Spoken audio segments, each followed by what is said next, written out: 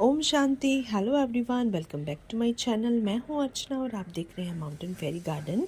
तो फ्रेंड्स, आज हम बात करेंगे कि जो भी लीफी वेजिटेबल्स, चाहे पालक, सरसों, राई, धनिया या और भी दूसरी लीफी वेजिटेबल्स जो भी हम अपने टेरेस गार्डन पर पॉट गार्डनिंग में ग्रो करते हैं या फिर क्यारियों में ग्रो करते हैं, उनका हमें साइज़ बड़ा बड़ा कैसे मिले, जैसा कि हमें मार्केट से मिलता है। जब हम मार्केट से ख़रीदते हैं तो उनके लीव्स का साइज़ कितना बड़ा होता है, पर जब हम खुद से ग्रो करते हैं तो इतना बड़ा साइज़ हमें नहीं मिल पाता है।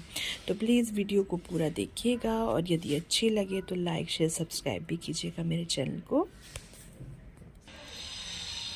प्लीज़ फ्रेंड ट्राई कीजिएगा। तो देखिए फ्रेंड्स, ये है सरसों के साग जो मैंने उगाया है और मिट्टी के गमलों में उगाया है। एक्चुअली में इनमें मैंने लगा रखे थे गुलाब के कुछ प्लांट, इसमें रोजेस की कुछ कटिंग भी लगी हुई हैं और कुछ प्लांट्स भी लगे हुए हैं, पर थोड़े से सीड्स मेरे पास थे और मैंने एक एक दो दो सभी में डाल दिए थे। एक एक दो दो क्या, चार पाँच सीड्स मैंने सभी पॉट्स में डाल दिए थे। और अब आप इनकी ग्रोथ देखिए, बिल्कुल जैसे मार्केट में हमें लीफी वेजिटेबल्स मिलती हैं, साग मिलता है, और उतने ही बड़े साइज़ के देखिए इसके लीव्स हो रहे हैं। तो इसका रीज़न क्या है? इसमें ना मैंने कोई स्पेशल फर्टिलाइज़र डाला है और ना ही मैंने कोई स्पेशल केयर की है, बस सिर्फ पानी डाला है। जो मैंने रोजेस के लिए सॉइल मिक्स बनाया था पत्तों की खाद मिलाकर, पत्तों की खाद मैंने उसमें लगभग 30% के करीब मिलाई थी, उसी में ये इतने अच्छे से ग्रो कर रहे हैं। और देखिए इनका साग, और फर्स्ट टाइम ही मैंने देखा है कि मेरी छत पर इतने अच्छे साग ग्रो हो रहे हैं। आज से पहले मैं हमेशा स्ट्रगल करती थी कि मार्केट में जो साग मिलता है उसका साइज़ इतना बड़ा बड़ा कैसे होता है। तो मैं आज आपको बताने वाली हूँ कि इसके पीछे क्या वजह है। तो फ्रेंड्स देखिए, मैं और भी आपको अपनी लीफी वेजिटेबल्स दिखाती हूँ जिनकी ग्रोथ इतनी अच्छी नहीं है। देखिए ये मेथी है और ये सारी चीज़ें ना मैंने लगभग एक साथ ही लगाई थी, लगभग 2-4 दिन के गैप पर। जैसे एक दिन एक चीज़ लगा ली, मेथी लगा ली, फिर धनिया लगा लिया, फिर ये साग लगा लिया सरसों का, या फिर राई के सीड डाल दिए। तो 2-4 दिन के गैप पर ही मैंने ये सारे की सारी लीफी वेजिटेबल्स ग्रो की हैं। और आप इनमें डिफरेंस देखिए, ये मेथी है, ये बहुत ही स्लो ग्रो कर रही है। और मैं आपको दिखाती हूँ, देखिए राई भी मैंने लगाई है, अभी मैं आपको दिखाती हूँ। ये देखिए ये राई है, राई के लीव्स भी बिल्कुल सरसों के जो लीव्स होते हैं वैसे ही रहते हैं, पर थोड़े से ना ब्रॉड होते हैं, चौड़े होते हैं थोड़े थोड़े से। और ये देखिए ये है राई, और इसी के बीच में देखिए मेथी भी है थोड़ी थोड़ी जगह जगह पर। मैं आपको और भी दिखाती हूँ। देखिए यहाँ पर भी देखिए राई के सीड डालें, और ये सारे सीड ना एक ही दिन में मैंने ग्रो किए हैं। और आप इनके साइज़ का डिफरेंस देखिए। तो आज मैं आपको बताती हूँ कि ये कैसे होता है। देखिए कुछ सीड यहाँ पर भी डाले हुए हैं, और ये देखिए ये उसके बाद मैंने 1 वीक के बाद ये सीड्स डाले थे और अब ये ग्रो हो रही हैं। तो इनमें इतना डिफरेंस क्यों है? देखिए एक तो ये है कि इसको मैंने 1 वीक के बाद इसको डाला हुआ है, इसीलिए ये छोटे हैं। पर दूसरा रीज़न क्या है? देखिए इस वाले पॉट में तो बिल्कुल भी खाद नहीं है, इसमें सिर्फ मिट्टी है। और मैंने बस ये एक्सपेरिमेंट करने के लिए कि खाली मिट्टी में कैसी ग्रोथ होती है, खाली मिट्टी, जो पुरानी मिट्टी आपके गमलों से निकलती है उसमें भी थोड़ी बहुत खाद मिक्स होती है। तो मैंने ये एक्सपीरियंस करने के लिए कि बिना खाद के हमारी लीफी वेजिटेबल्स ग्रो हो सकती हैं या नहीं पुरानी सॉइल में, इसीलिए मैंने ऐसा किया है। तो मुझे इससे ये पता चला कि देखिए पोषण हर चीज़ को ज़रूरी है। ये बिल्कुल भी अच्छे से ग्रो नहीं कर रही थी, तो फिर मैंने एक दिन इसमें सरसों की खली का लिक्विड फर्टिलाइज़र डाला है, और तब से मुझे लगने लगा है कि इसमें थोड़ी ग्रोथ हो रही है। तो इसका मतलब कि तो इससे हमें पता चलता है कि हर चीज़ को पोषण और खाद की ज़रूरत है, चाहे वो कम ही मात्रा में क्यों ना। एक्चुअली में जो लीफी वेजिटेबल्स होते हैं ये कम से कम खाद में भी ग्रो हो जाते हैं, पर खाद तो इनको भी चाहिए। तो चलिए आज हम बात करते हैं कि हम बड़े बड़े लीव्स कैसे लें अपने लीफी वेजिटेबल से।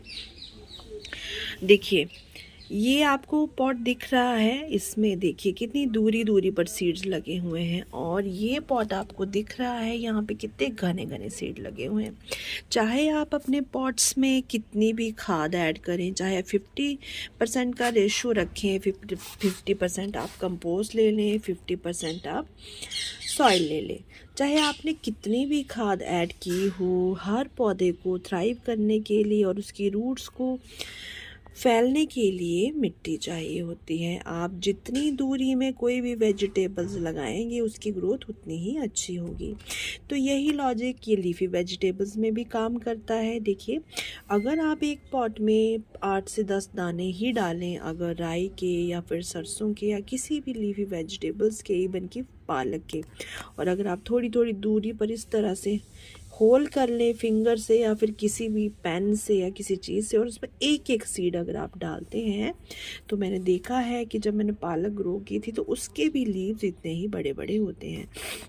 और जब हम इसी तरह से बस ऐसे ही छिड़क देते हैं सीड्स को, वो इतने घने जब वो निकलते हैं तो फिर उनके लीव्स इतने बड़े कैसे होंगे। तो यही रीज़न है कि हमें हमेशा हर चीज़ को देखभाल कर ही लगाना चाहिए। लीफी वेजिटेबल्स हो, धनिया हो, पालक हो, या और कोई दूसरी चीज़, ब्रोकली आप लगाएं, गोभी आप लगाएं, देखिए हर चीज़ को एक प्रॉपर डिस्टेंस की ज़रूरत होती है। अगर आप घनी घनी कोई भी चीज़ लगा लेंगे और अगर आप सोचेंगे कि हम उसमें लिक्विड फर्टिलाइज़र देंगे, खूब सारी उसमें खाद डालेंगे, तो फिर आपको ऐसा रिज़ल्ट नहीं मिल पाएगा। अभी मैं आपको दिखाती हूँ कि मैं किस तरह के रिज़ल्ट की बात कर रही हूँ। देखिए, ये मैंने धनिया ग्रो किया है, अभी कुछ ही दिन हुए हैं, और देखिए ये भी कितना घना ग्रो हुआ है।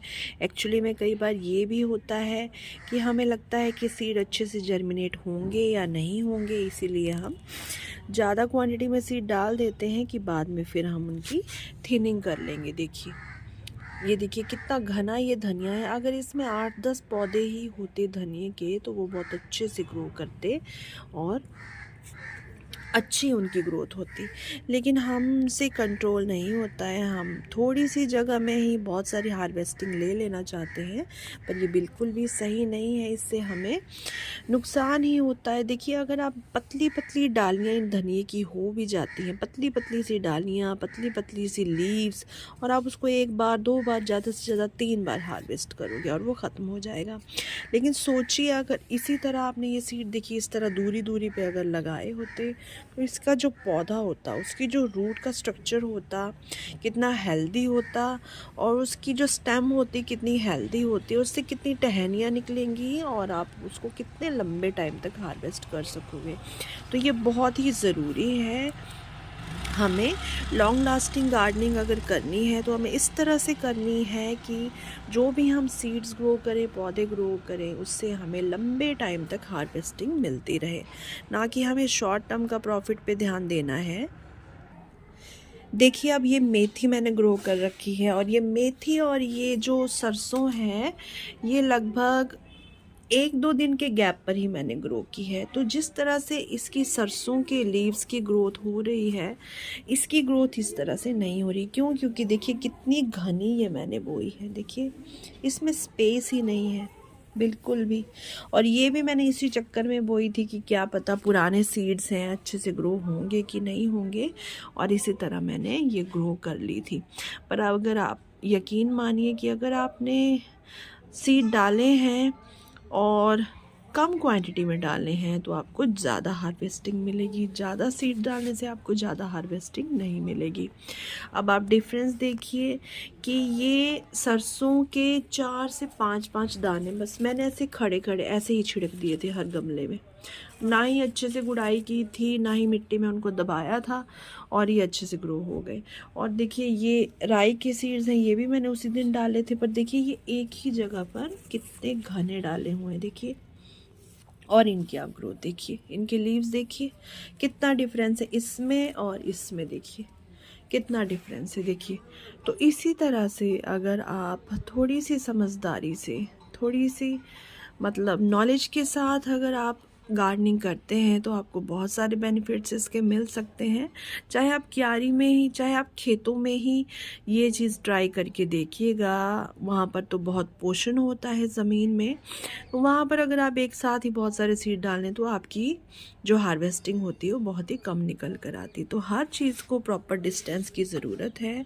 और मुझे पता चला था कि ये जो सरसों जो बोई जाती है खेतों में, ये 2-2 इंच की दूरी पर एक एक पौधा लगाया जाता है। मतलब 2 इंच की दूरी पर एक एक सीड डाला जाता है। आजकल तो मशीनें काम करती हैं, तो ये सब करना पॉसिबल है। तो इतनी इतनी दूरी, इतनी इतनी गैप पर एक एक पौधा लगाया जाता है, और उसके इस तरफ को और उस प्लांट के इस तरफ को काफ़ी ज़्यादा डिस्टेंस होता है। मतलब ऐसा नहीं है कि 2 इंच के गैप पे आप पौधा लगाएंगे और इस तरफ भी आप 2 इंच के गैप पर ही पौधा लगाएंगे, नहीं, वहाँ पे इतना इतना डिस्टेंस, तब जाके आपको इतनी अच्छी हार्वेस्टिंग मिलती है। जो सरसों आती है मार्केट में बिकने के लिए, वो इस तरह की होती है, इतने बड़े बड़े उसके लीव्स होते हैं, इतनी हेल्दी होती है। और देखिए ये हेल्दी प्लांट्स हैं, तो इनमें ना कोई पेस्ट अटैक है, ना कोई कीड़ों का अटैक है, क्योंकि इनकी रूट्स इतनी हेल्दी हैं। जब प्लांट्स हेल्दी होता है, उसकी रूट्स भी हेल्दी होती हैं, तो ये जो पेस्ट अटैक्स होते हैं, कीड़ों के अटैक होते हैं, ये भी बहुत कम होते हैं, क्योंकि प्लांट को इतनी इम्यूनिटी होती है, क्योंकि वो खुद को सरवाइव करवा सकता है।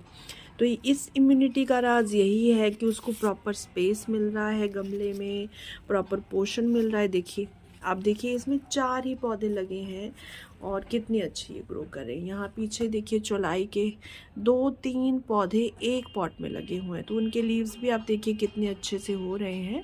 तो यही रीज़न है। तो प्लीज़ फ्रेंड्स, जब भी आप गार्डनिंग करें तो सोच समझ कर करें। देखिए सीड वेस्ट करने से भी कोई फ़ायदा नहीं है। आप इतनी सारी, अभी मैं सोच रही हूँ कि इतने सीड्स मैंने एक साथ इसमें डाल दिए, उनको और कहीं भी डाला होता तो कितनी सारी हार्वेस्टिंग मिलती। तो ये था मेरा वीडियो, ये बताने के लिए कि हमें किस तरह से सीड्स डालने चाहिए ताकि हमें इस तरह की अच्छी हेल्दी लीफी वेजिटेबल्स मिल सके, या फिर कोई दूसरी वेजिटेबल। अब आप सोचिए कि अगर आप एक ही पॉट में टमाटर के 4 से 5 पौधे लगा लें तो उनकी ग्रोथ होगी क्या, और आपको मिलेगी क्या हार्वेस्टिंग? नहीं ना। तो बस यही लॉजिक है हर चीज़ के पीछे। फ्लावरिंग प्लांट्स के लिए भी, फ्लावरिंग प्लांट्स भी देखिए बहुत सारी फीड यूज़ करते हैं, हैवी फीडर्स होते हैं बहुत ही ज़्यादा फ्लावरिंग प्लांट्स, तो उनको भी हमें अलग अलग पॉट देना पड़ता है, बहुत मात्रा में पोषण देना पड़ता है, तभी हमें अच्छी फ्लावरिंग देखने को मिलती है। तो ये लॉजिक हर तरह की गार्डनिंग में काम करता है। तो प्लीज़ इसे ध्यान रखिएगा, और यदि वीडियो अच्छी लगी हो तो लाइक शेयर सब्सक्राइब कीजिएगा मेरे चैनल को। तो फिर मिलते हैं किसी और नई वीडियो में किसी और नए टॉपिक के साथ। तब तक के लिए thank you, take care, happy gardening, ओम शांति।